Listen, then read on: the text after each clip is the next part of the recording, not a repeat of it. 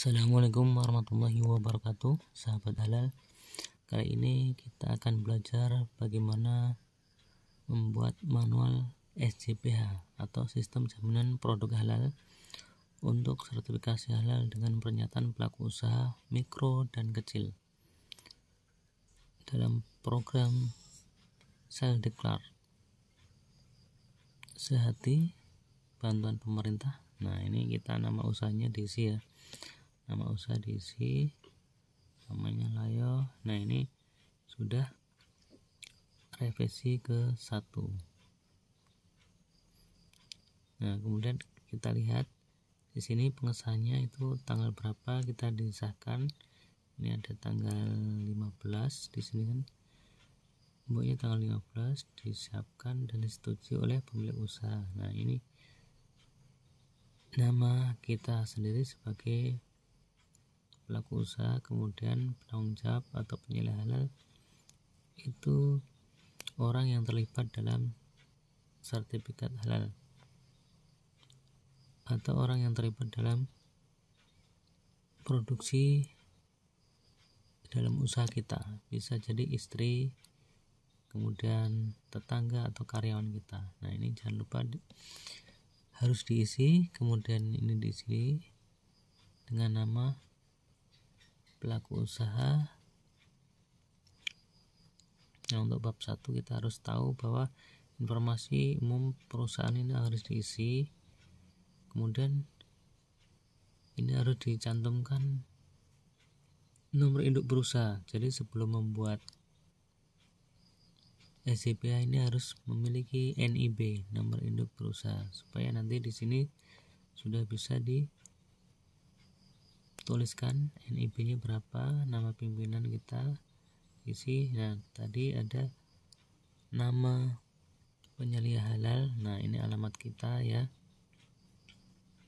alamat perusahaan kita atau tempat usaha kita. Kalau mikro kan di rumah, mungkin kalau di perumahan harus diisi sesuai dengan lokasi tempat tinggal. Kemudian email harus memiliki, di sini diisikan. Terus merek, misalnya kalau beras harus ada merek. Kalau di sini beras Pulen Pelitang ya. Untuk nomor izin edar dalam pengurusan sertifikat halal Seldeklar ini tidak wajib menggunakan PIRT. Kemudian jenis produknya beras, daerah pemasarannya provinsi, karena sudah ada permintaan dari provinsi-provinsi lain. Nah, sebenarnya tujuan manual sistem jaminan produk halal ini disusun untuk menjadi pedoman penerapan SJPH bagi pelaku usaha mikro dan kecil, sehingga produksi halal sesuai dengan persyaratan sertifikasi yang ditetapkan oleh BPJPH, Badan Penyelenggara Jaminan Produk Halal.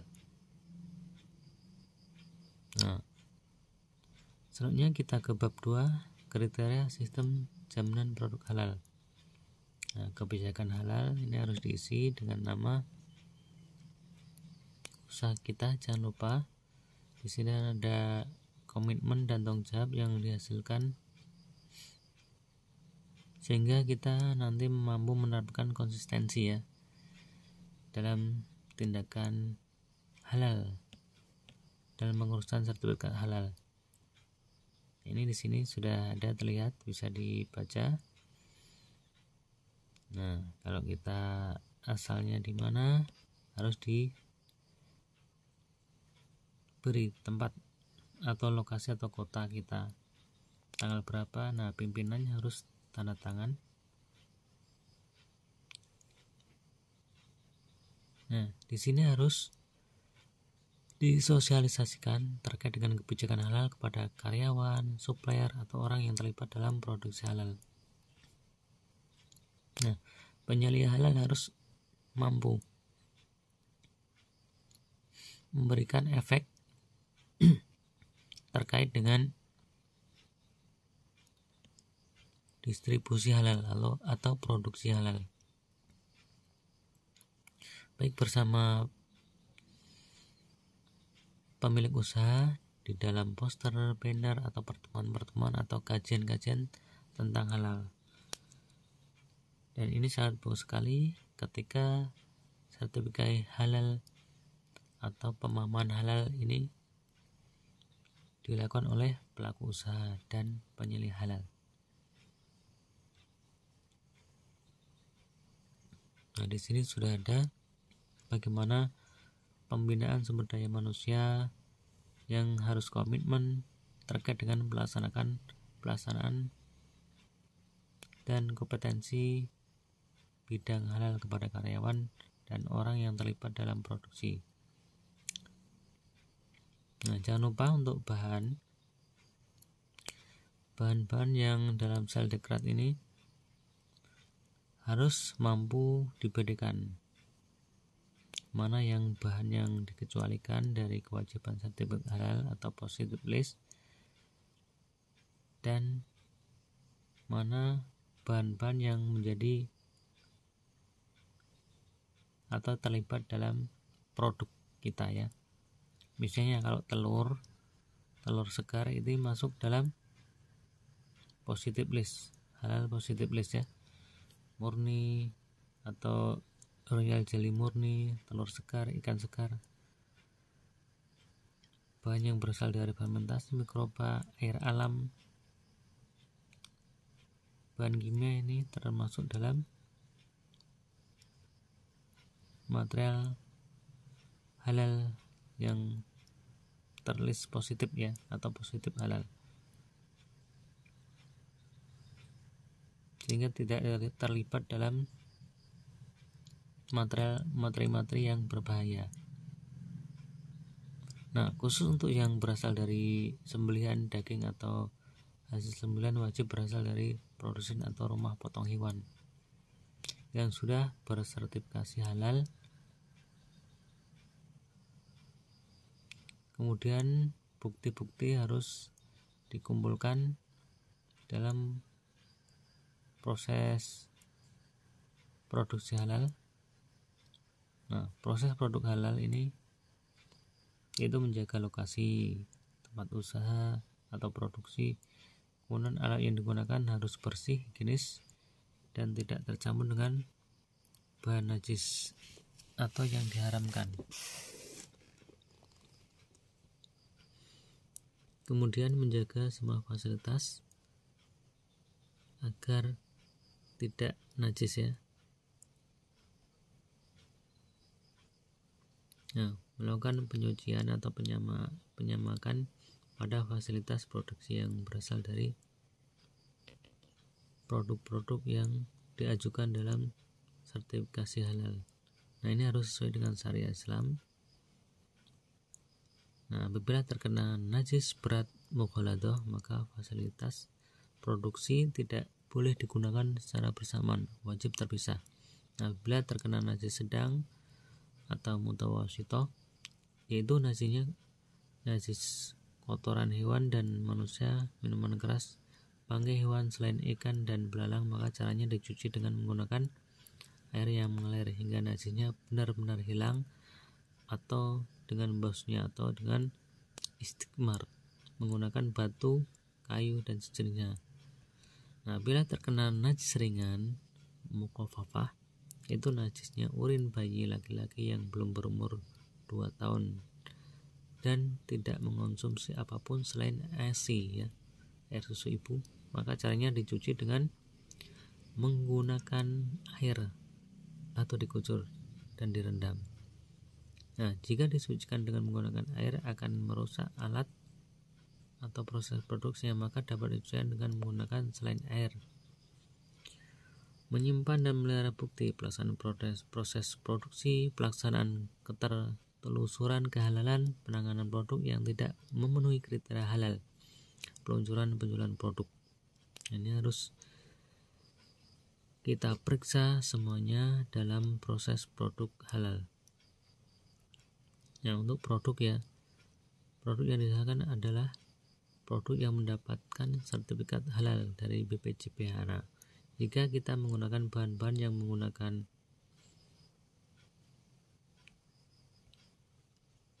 non kritis dan yang kritis, maka kita wajib untuk mencantumkan apakah itu ada sertifikat halal atau tidak. Nah, kalau diragukan maka kita harus menggunakan sertifikasi halal. Nah, bahan itu akan kita cantumkan dalam SJPH yang ada pada halaman ini. Ini ada macam-macam kemasan yang bergambar erotis atau porno. Nah, ini termasuk dalam hal yang tidak diperbolehkan dalam sertifikasi halal. Kalau kemasannya ada gambar porno itu tidak boleh. Pemantauan dan evaluasi. Nah, pemantauan dan evaluasi ini ada proses audit internal yang dilakukan oleh para pimpinan perusahaan, kemudian melaporkan hasil audit internal kepada BPJPH. Silakan nanti ditandatangani sendiri oleh pelaku usaha setiap bab-bab yang menjadi acuan dalam pengurusan sertifikat halal. Ini praktek penerapan SJPH. Ya, salah satu tidak boleh membawa produk tidak halal di area produksi. Nah, ini nanti kalau ada yang haram takutnya tercampur dan ini akan mengganggu proses produksi dan mengganggu proses sertifikasi halal yang diajukan. Nah, jangan lupa SK penetapan penyelesaian halal itu harus dilampirkan.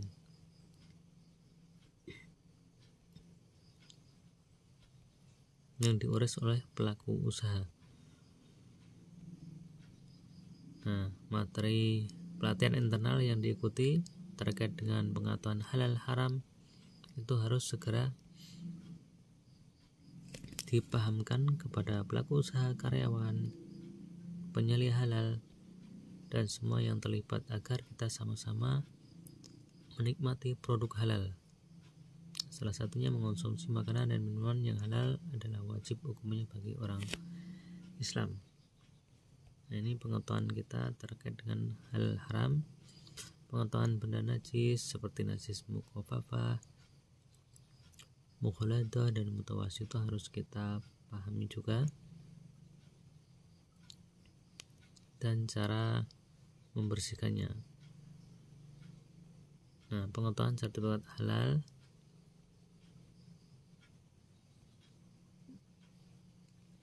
yang sudah berdiri dalam BPJPH.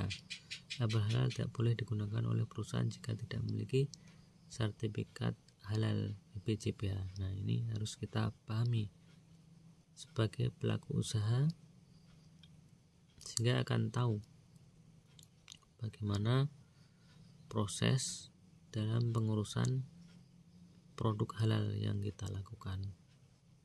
Ini ada banyak sekali cara mendaftar setiap ada produk baru dengan merek yang sama untuk disertifikasi halal sebelum dipasarkan. Nah, ini evaluasi pelatihan internal. Nah, ada soal contoh bahan haram, yaitu titik-titik ya, daging najis, daging babi ya. Yang najis-najis itu daging babi, liur anjing. Nah, ini bisa dibaca sendiri terkait dengan pembuatan manual SJPH. Nah, karena ini ada beras dengan merek beras Pulen Britang, maka produsennya adalah petani. Nah, jadi nomor sertifikat halal itu belum ada, tapi beras masuk dalam bahan dari alam, sehingga kita tuliskan halal positive list of material ya, sudah dipastikan kehalalannya, lalu ditandatangani oleh pelaku usaha dan penyelia halal. Bukti catatan ya, ini ada, ini berasnya sudah dibeli dari petani. diketahui oleh penyelia halal. Kemudian pemeriksaan bahan ini sudah sesuai, tanggal 15 datang. Ini harus segera diketahui oleh penyelia halal yang ada di perusahaan. Nah, untuk form daftar periksa audit internal, nah ini dilakukan oleh penyelia halal. Nah, komitmen dan tanggung jawabnya harus kita lakukan. Apakah bacaan halal telah ditetapkan? Nah, sudah melalui, dan ini sudah melalui kegiatan ya. Ini sudah dengan ikut ya, dengan nah, kita harus mengisinya, memberikan keterangan sudah dengan ikut pelatihan ya, pelatihan terkait dengan sertifikat halal yang dilakukan, tugas dan tanggung jawabnya. Ini bisa dibaca apakah tempat dan lokasi usaha dan karyawan sesuai dengan syarat-syarat proses produk halal. Nah, kalau sudah ya kita centang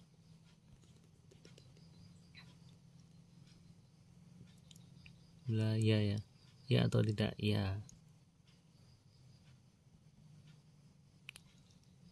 Nah, sudah adanya sosialisasi di pabrik. Nah, ini sudah harus kita lakukan.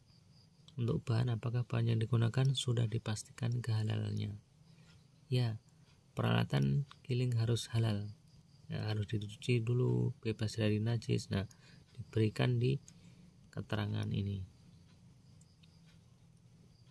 Nah, ini harus kita isi semuanya.